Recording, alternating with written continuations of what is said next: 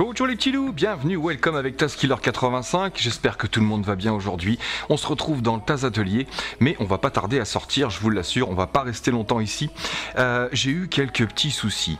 Aujourd'hui, je vais vous parler de mon Strider X2 Stretch.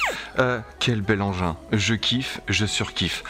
Pour l'instant, je vais pas dire que c'est mon préféré, mais pas loin du tout. Il a quelques petits défauts qui ont été un petit peu mis à jour parce que j'ai vu qu'il y avait un nouveau X2 Stretch qui venait de sortir chez eFlight RC. Donc ce petit engin, comme je viens de vous le dire, vient de chez eFlight RC. Donc eFlight RC, comme je vous l'avais dit, c'est un producteur chinois donc qui fait ses propres produits et qui les commercialise, et ils mettent un point d'honneur à avoir quelque chose de qualité. Même si on va retrouver quelques défauts, ils sont à l'écoute et ils améliorent les produits sans cesse. Et surtout, le gros avantage, je vous conseille d'aller faire un tour sur le site eFlight RC, parce que vous allez voir, tous les engins sont proposés pas en RTF mais en assemblée. Et vous allez pouvoir choisir les éléments. Si vous voulez rajouter un récepteur de telle ou telle catégorie, DSM, FlySky, FrSky, etc.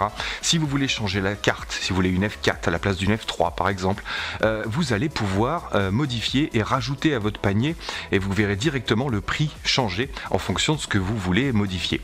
Mais vous pouvez l'avoir comme moi je l'ai eu. En tout prêt, j'ai juste eu à mettre mon récepteur. Bien sûr, je leur ai dit que je travaillais avec le FS-A8S pour la plupart du temps. Donc ils m'ont préparé le petit câble qui va bien, j'ai juste eu à brancher. Vous fiez pas aux couleurs, parce que les couleurs n'étaient pas les bonnes pour le branchement. J'avais pas le rouge, le noir et le jaune, ou le blanc comme habituellement. Mais par contre, ça fonctionnait parfaitement, c'était prêt à brancher. Il n'y avait plus rien à faire que de le binder et d'aller sur Betaflight.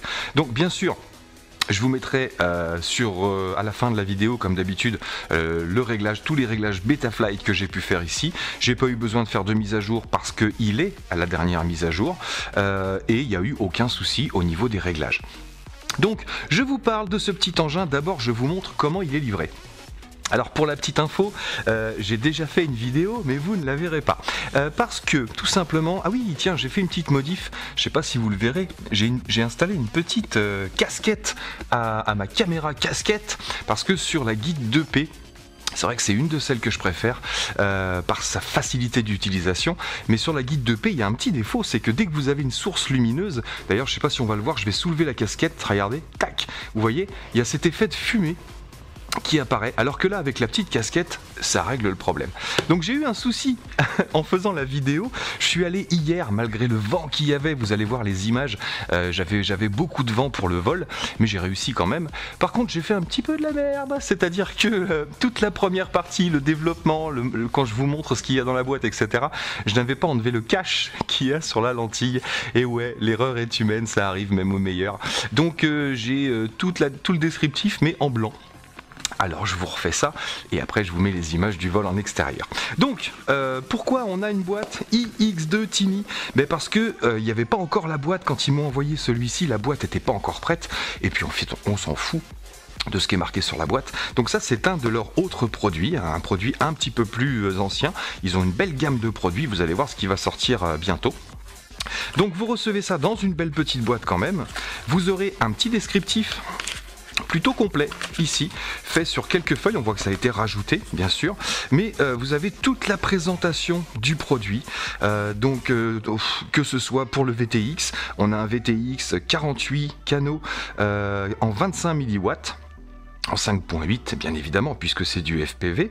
Vous allez avoir une caméra avec un angle de 120 degrés, on vous explique aussi que c'est un micro F3, un ESC 4 en 1, 10 ampères qui va jusqu'à 15 ampères, donc 2S et 3S sans souci, d'ailleurs en 3S mais quel bonheur, facile à assembler, et puis bah écoutez, on vous dit un petit peu tout ce qu'il y a, le firmware qui fonctionne sur Betaflight, donc la transmission vidéo qui va jusqu'à 100-150 mètres en 25 mW, c'est plutôt normal. On vous explique que la carte supporte les récepteurs en PPM, S-Bus, I-Bus, etc. Donc vous avez vraiment tous les renseignements possibles, donc on vous donne vraiment toutes les infos importantes à savoir là-dessus, et puis le reste des infos c'est moi qui vais vous les donner tout simplement. Vous avez également toutes les procédures de bind selon le récepteur que vous allez prendre. Vous avez le descriptif complet de la caméra AIO avec tous les canaux, les points lumineux, etc. et à quoi servent les boutons.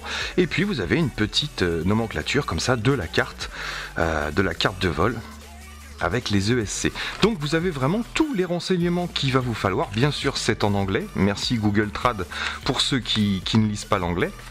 Moi ça va, je me débrouille. Vous allez avoir 2 petites pochettes d'autocollants comme ça.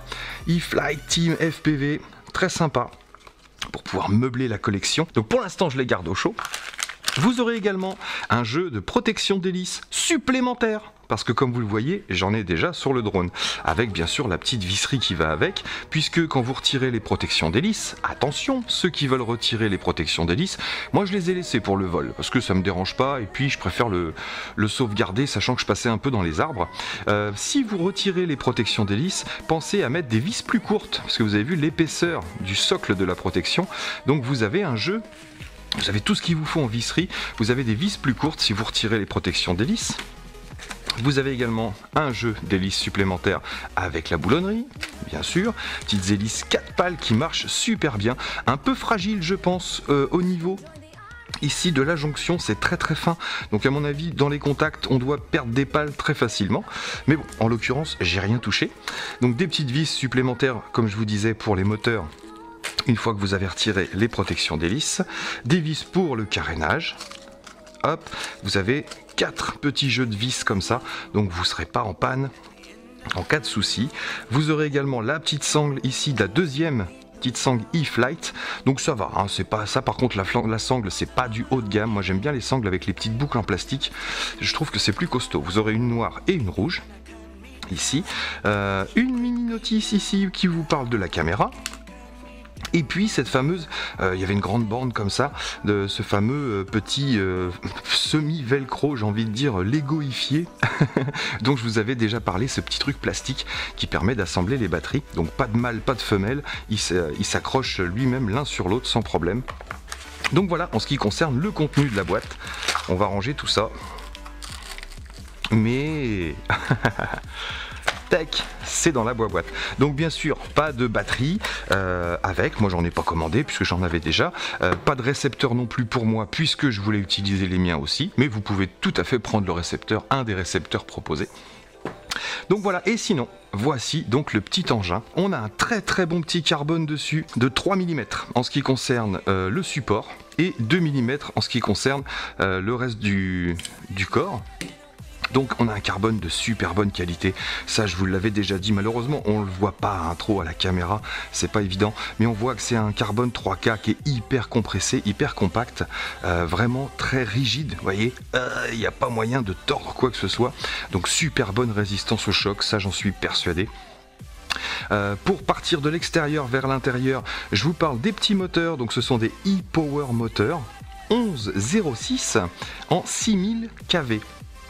Autant vous dire qu'en 3S, bah, ça emmène plutôt pas mal, contrairement aux 1104. Alors les 1104 peuvent fonctionner en 3S, mais je vous le déconseille quand même de temps en temps à la limite, mais ne tournez pas que en 3S, parce que pour avoir testé plusieurs fois, vous me direz si je me trompe, les 1104 ont tendance à chauffer un petit peu avec la 3S, et vous le savez, un moteur brushless qui chauffe, soit il y a un souci, soit il a un petit peu trop de puissance, on lui envoie un peu trop d'ampérage, donc vous allez réduire la durée de vie forcément. Donc cela par contre le 3S, bah, les doigts dans le pif, j'ai fait 2 sessions d'affilée en 3S et les moteurs sont à peine tièdes, bon répondant, le quad est léger, il est résistant et il a une bonne pêche. Franchement ceux qui veulent s'amuser à faire du freestyle ou même passer des portes ou faire des slaloms, c'est vraiment le petit engin idéal et encore une fois super résistant. On a une alimentation ici en JST, alors bon bah c'est pas mal, j'aurais préféré un petit XT30 mais bon le JST c'est ce qu'il y a de plus léger, c'est vrai, donc là bah, c'est le but recherché, c'est d'alléger l'engin pour avoir plus de pêche et plus d'autonomie. Assurez-vous comme moi, je vous l'ai déjà dit, de mettre un collier, de mettre un riselant, j'espère que vous le verrez, pour rassurer les fils puisqu'ils sont reliés directement à la carte, donc pour éviter qu'il y ait rapport de force sur les fils pour pouvoir dessouder ou autre. Juste au-dessus, hop, on aperçoit l'USB qui est là, j'espère que vous le verrez, donc très facile d'accès. Pour tout ce qui est réglage Betaflight. Au-dessus ici on voit le petit buzzer avec 2 LED rouges. Ce ne sont pas des LED que vous allez pouvoir programmer, vous n'avez pas l'option dans bêta, même si vous avez beaucoup d'options, vous n'avez pas l'option de changer les LED, c'est juste 2 LED rouges. qui vous confirme, qui dit que c'est bien en route, que c'est bien bindé, etc. Et puis le petit buzzer, bien sûr. Alors vous verrez, dans Betaflight, vous avez toutes les options du buzzer que vous pouvez cocher, décocher. Donc bien sûr, vous pouvez l'alimenter avec, comme moi je fais souvent, avec le B2, le switch d'en haut ici, avec celui-ci. Donc là je mets en route mon buzzer. Donc mes nouveaux réglages maintenant, c'est que sur le B2 comme sur la T8 on a 3 positions, je mets toujours en première position le mode, comment ça s'appelle déjà, le mode apesanteur là, oh mince, je sais plus, ça revient pas, enfin bref, vous saurez de quoi je parle. Et puis en deuxième position le buzzer. Donc voilà pour mes réglages, ça vous me connaissez. S'il y a des questions, dans les commentaires bien sûr, ou sur Facebook. Ceux qui me suivent sur Facebook savent qu'il y a des nouveautés qui arrivent, hein. Je vous en ai parlé de celui-là sur Facebook, hein. Mon Dieu que j'en ai chié, mais il est propre, il est beau, il est monté, je suis content, ça c'est fait, je vous en parle bientôt, c'est promis. Donc pour en revenir à notre petit eFly, donc on a un ESC 80 10 ampères qui prend jusqu'à 15 comme je vous l'ai dit. On voit que c'est une super qualité de finition, les soudures sont super propres, il n'y a rien qui dépasse, c'est vraiment nickel. Au-dessus, notre petit contrôleur F3 qui fonctionne avec le firmware Omnibus, qui je vous dis était déjà à la dernière mise à jour, donc pas besoin de toucher à quoi que ce soit. Donc belle petite finition au niveau de la visserie, au niveau des composants en eux-mêmes, et franchement on voit que ça a été bien bossé. Donc pareil pour la petite caméra, donc caméra AIO, qui était sur un support fixe 3D, bien sûr, moulé à la louche, comme vous avez l'habitude. Vous verrez sur la vidéo, j'avais fait une petite erreur au montage. Parce que j'avais surélevé légèrement la caméra, je trouvais qu'il n'y avait pas assez d'angle, donc je l'avais remonté un petit peu. Donc vous verrez sur les images que je vais vous mettre en FPV, en immersion, on va voir un petit peu du haut ici, alors que là j'ai retiré ma modification, je l'ai remise d'origine et on voit un peu les hélices bien sûr, mais on ne voit plus du tout le carénage qui est en haut. Je vais vous montrer ça juste après, on va le mettre en route vite fait. Sinon le petit récepteur FS-A8S, je vous ai dit j'avais un câblage, donc là je pense pas que vous allez le voir. Vous voyez, c'est au bout ici. Le câblage que j'ai eu dans le FS-A8S, c'est 4 plots, 4 pins. Et là, celui que j'ai reçu, c'est un 3 pins, tout simplement, qu'il faut connecter simplement au bon endroit. Parce qu'on ne se sert pas du ppm, donc je vous dis mon câble était tout prêt, j'ai juste eu à brancher, ça marchait parfaitement. Donc voilà, donc petite caméra comme je vous disais, 48 canaux, 25 mW, on est en 700 TVL avec un angle de 120 degrés, ce qui est largement suffisant. Donc peut-être petit problème de réception si vous passez derrière des obstacles, même si vous savez qu'il ne faut pas le faire. Moi j'ai eu quelques parasites en passant derrière les arbres, vous savez, au collège là-bas, mais sinon super petite portée. Franchement, j'ai rien à dire pour l'équipement et pour l'engin en lui-même, c'est vraiment largement suffisant. Bien sûr, vous savez que mon antenne de récepteur ici passe sous le carénage, et puis bien sûr le petit riselant qui va bien, le collier de serrage qui permet d'avoir quelque chose de rigide mais souple quand même, donc même en cas de choc ça peut plier, mais ça va revenir se positionner normalement sans problème. Donc je vais vous montrer quand même la mise en route. Je vais l'alimenter avec une petite batterie de S. Est-ce que je la mettrai pas directement, hein? Pas peur moi, hein? Je peux même décoller en indoor, hein. Tac. Alors ça j'aime bien, hein. J'aime vraiment ce principe de fixation là qui change un petit peu.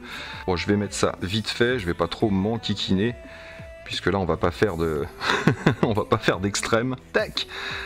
Hop, c'est relié, il n'y a plus qu'à. Donc vous voyez, comme je vous disais, les petites LED rouges à l'arrière, ici, donc je vais le laisser à plat pour qu'il s'initialise.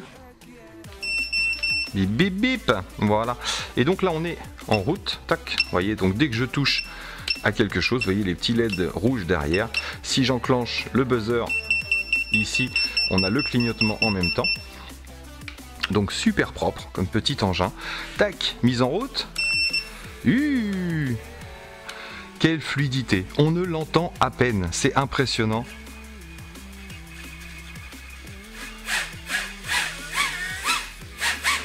Vous avez vu, pour un racer, c'est impressionnant cette fluidité et ce calme. Allez, c'est parti. Voilà, je le fais voler à proximité de la caméra, simplement pour vous montrer. Regardez si c'est pas impressionnant. Il est d'une stabilité, d'une propreté remarquable. et surtout super fluide et très très doux. Donc voilà pour ce petit Strider, j'en suis fan, franchement j'en suis fan, je vous ai dit même en indoor, vous pouvez faire de la petite balade tranquille, il est d'une précision impressionnante et surtout d'une douceur, voilà, vous voyez c'est vraiment tout doux. Alors par contre dès que vous mettez dedans, faut y aller tranquille sur le throttle en intérieur. Allez on va se poser, tac. Donc pendant que j'y suis, je vais vous montrer le rendu vidéo. Je vous avais dit pendant la session, vous allez voir un morceau de carénage, alors que là, vous allez voir qu'une fois remis d'origine, bah oui, pourquoi je veux tout modifier? Des fois, c'est aussi bien mis d'origine. Donc je vais mettre en enregistrement. Moi, je vois déjà enregistrement. Voilà. Donc c'est parti. Vous avez l'enregistrement de la caméra et comme vous le voyez, vous n'avez rien dans le champ de la caméra mis à part les protections d'hélice, donc libre à vous de les retirer. Si vous retirez les protections d'hélice, bien sûr, avec le mouvement des hélices, quand elles vont tourner, vous les verrez à peine. Vous verrez la différence avec la vidéo que j'ai fait moi, c'est beaucoup mieux avec ce réglage là bien sûr.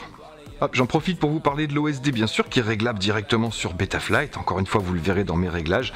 Je vous ai mis tout en haut à gauche le signal, à côté stabilisateur, donc le mode de vol, stabilisé bien sûr, le temps de vol, le temps de mise en route, juste à côté le reste de batterie et bien sûr tout en bas le nom du drone avec à droite le throttle. Regardez, si j'augmente, vous voyez, on a le pourcentage du throttle. Donc voilà, c'est les infos qui m'intéressent avec le petit viseur au milieu pour tirer sur les ennemis. Tout bêtement. Donc voilà en ce qui concerne l'OSD, l'affichage, franchement c'est plutôt propre. Donc on va aller faire un tour à l'extérieur. Attendez, je débranche. Et bim, on va aller se faire un petit tour en extérieur. Donc en premier, un petit vol à vue, bien sûr. Je vais vous montrer un petit peu ses réactions en vol avec du vent en 2S puis en 3S. Et juste après, bien sûr, une petite balade en FPV pour vous montrer un petit peu le rendu de la caméra. Alors vous fiez pas aux images de ce jour-là parce que je vous dis, il y avait au moins un vent forceux facile 4-5, un vent de, j'ai envie de dire 25-30 km/h avec des rafales. Donc pas forcément le temps idéal pour un petit drone comme ça. Mais bon, il faut faire attention puis pas trop s'approcher des obstacles parce qu'on a vite fait de se faire déporter. Donc voilà les amis, donc j'espère que ça va vous plaire. Je vous souhaite à tous un bon vol. On se retrouve très bientôt. Bien sûr, je vous parlerai du Power 130 qui est là. J'ai plein de petites astuces et de bidouilles à vous donner sur les montages et puis sur la réalisation de ce genre de choses. Il faut prendre son temps, il faut y aller tranquillement. 5 heures quand même pour le montage, du début à la fin. Bon, avec des petites pauses café quand même. C'est parti. Donc le voilà, avec une batterie 2S. Salut bonhomme. Comment que c'est gros? Alors on va se faire un petit test de punch en 2S tout de suite. J'aime bien commencer par le test de punch. On va aller se mettre un petit peu là, tac. Que vous ayez le son. On regarde s'il n'y a pas un avion au-dessus. Alors, test de punch du Strider 122 en batterie 2S. C'est parti dans 3, 2, 1. Hop et bonne petite patate en 2S. C'est pas du 3, je vous l'accorde. Hop et je l'adore, je le surkiffe ce petit drone.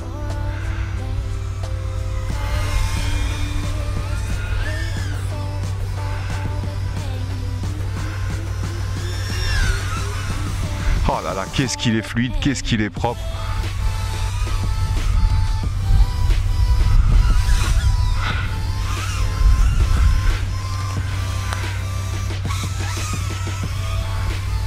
J'ai failli me faire surprendre par mon yo qui est assez rapide.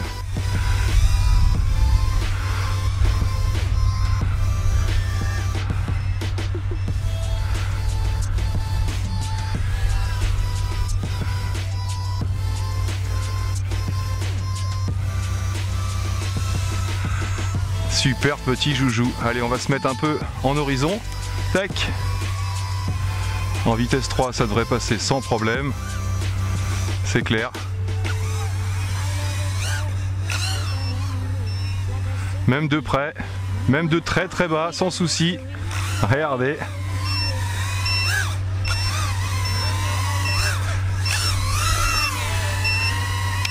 Ça marche. Vitesse 2, tranquille.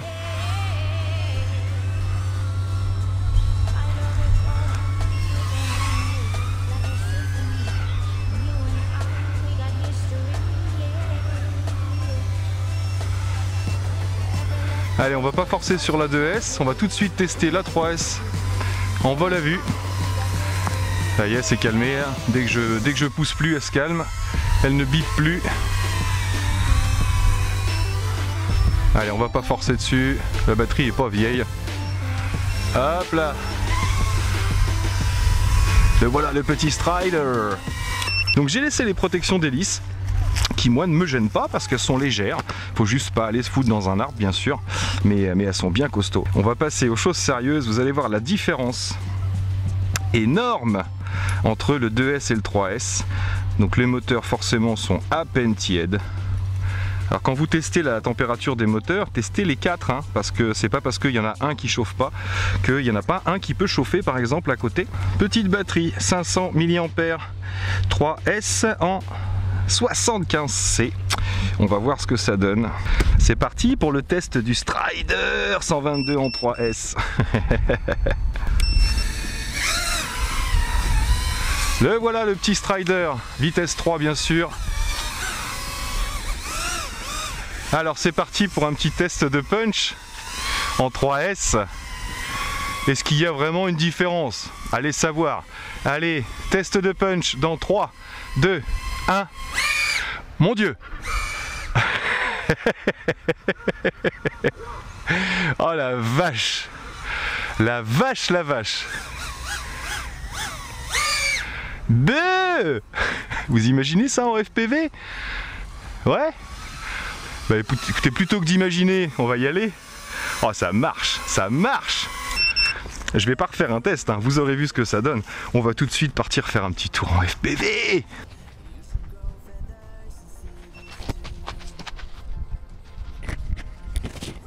J'ai caché le micro dans mon gilet, j'espère que vous n'aurez pas trop de vent. Allez, 12 volts 6, là on a du répondant, on a du rab, c'est parti, accro, démarrage, let's go. Alors là c'est pas la même là. Oh la vache, j'ai des rafales qui se lèvent, vous l'entendez peut-être.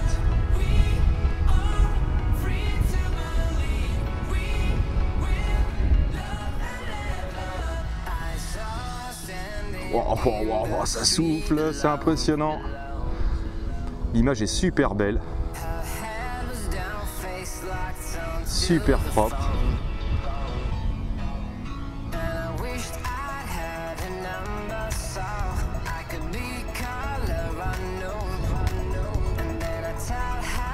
On peut récupérer, il y a la patate, sans souci.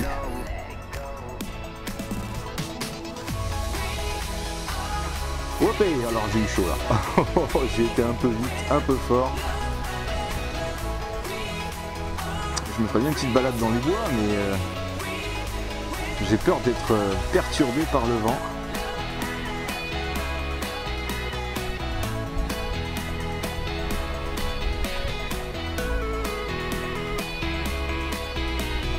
Ah, j'ai mis tant qu'assez d'angle hein, sur la caméra, je pense. Hein.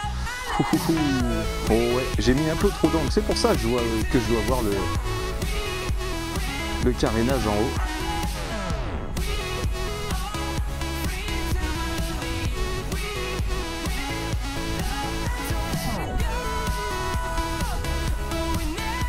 Un petit power loop. J'ose pas forcer. J'ai pas la classe de mon Xav. Dédicace à toi mon Xavier. Il falloir que je m'entraîne sur les power loops. C'est clair.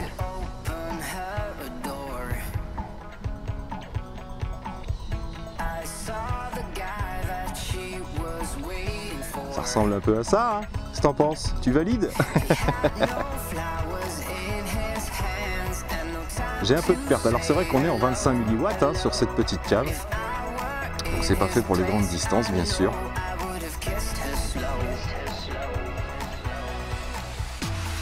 Superbe. Ma batterie commence à couiner un peu. Ah forcément les power loops, hein, les batteries elles aiment pas. Hein. peu de rasemote. Excellent.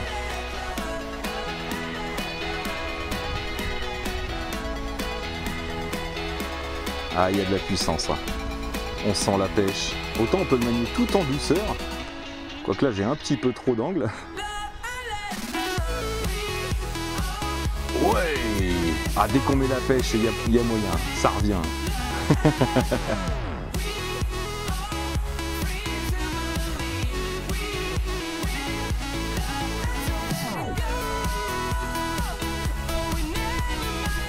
Excellent. Super petit engin. Il y a vraiment moyen. C'est moi qui n'ai pas le niveau pour l'engin. L'engin a le niveau mais pas moi. Oh là là, ça souffle, ça souffle. Allez, je vais le ramener. Hop là, je crois que j'ai pas assez de batterie pour le ramener. Je vais le chercher. Waouh, waouh, voilà les surprises qu'il va y avoir, je vous promets, vous allez être contents. Et pensez au concept aussi, laissez un petit com parce que je vais faire gagner des engins encore une fois, ça va pas tarder. Allez, à très bientôt dans mes vidéos, portez-vous bien. Ciao, ciao.